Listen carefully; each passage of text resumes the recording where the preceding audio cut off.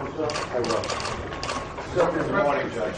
First, for the record, is your client going to waive the formal reading of the indictments excluding the murder case? No. I proceed, Your Honor.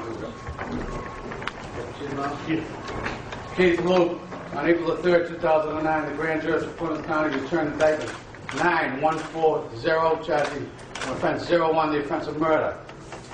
Jurors for the Commonwealth of Massachusetts on the roll present to Keith Luke of Brockton in the County of Plymouth on or about January the 21st, 2009, at Brockton in the County of Plymouth, with assault and beat Selma Goncalves with intent to murder her, and by such assault and beating to kill and murder the said Selma Goncalves. How do you plead to that indictment, sir? Offense 02, judging the defendant with murder.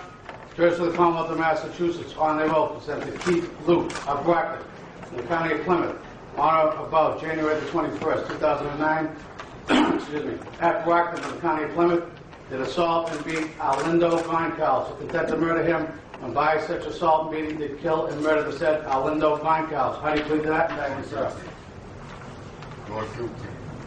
Offense 03, charging with armed assault with intent to murder, being armed with a dangerous weapon toward a gun, did assault with intent to murder her. How do you plead to that indictment, sir?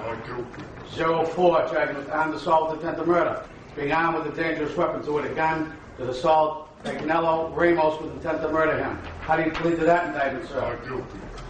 05, charging armed assault with intent to murder. Well, the courtrooms are public areas, public forums, and individuals are allowed to come in there as well as the defendants, certainly.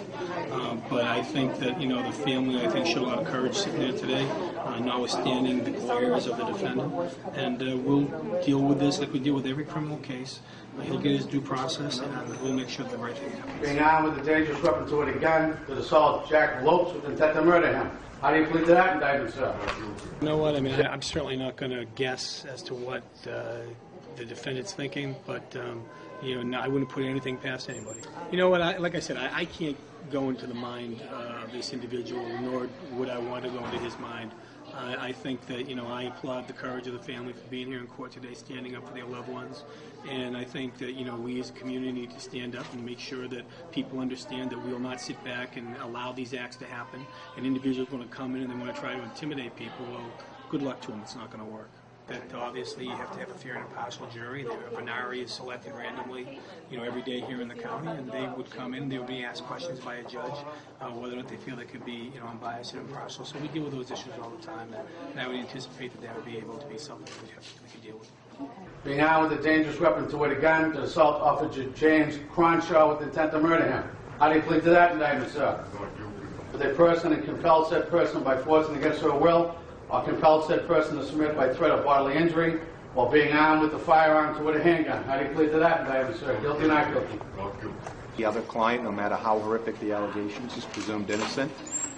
We're going to give him a vigorous defense. I was surprised, and I wish that the Plymouth County Correctional Facility had notified me prior to today's date that it had happened, because when you see something like that, obviously it lends itself to some concern, and I had some concern, and I put that on the record. I don't think Plymouth is the appropriate place for my client right now. He's presumed innocent, and they're treating him and they're putting him on a different status than other people that are also presumed innocent. He's on, as I said on the record, so I don't mind saying it now, he's on a 23 lockdown.